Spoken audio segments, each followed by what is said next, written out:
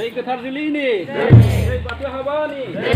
Ketar Juli ni, Jai Batu Haba ni, Jai Berati Haba ni, Jai Hua Gedan ni, Jai Hinjau Gedan ni.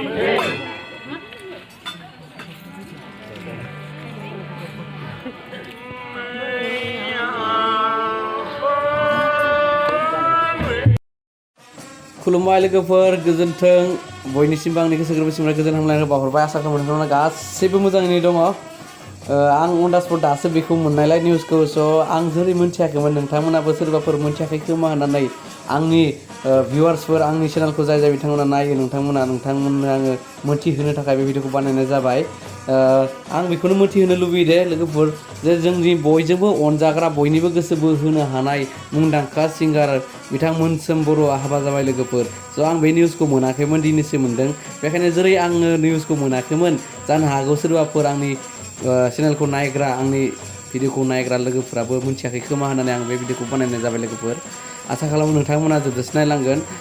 आंनि गोसो गोरबो सिंनिफ्राय बिथांनो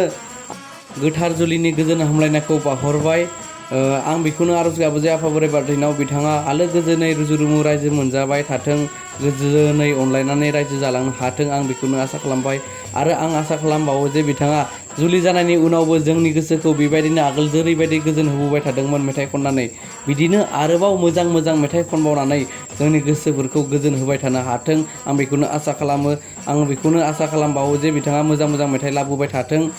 जेन हाबा जानायनि उनाव जेन बिथाङा गावनि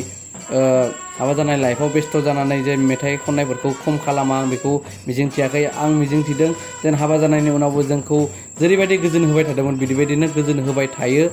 बेखौनो आं मिजिंथिबाय आरोबाव आं आफा इसोर बोराइ बाथौनाव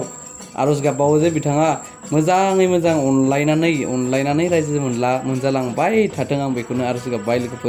लोगोफोरा जुदि बिथांनि बागै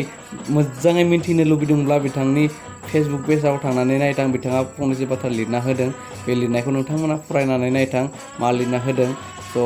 गोजोननाय थाबाय लोगोफोर नोंथांमोननिसिम जोबजासिम नायनायनि थाखाय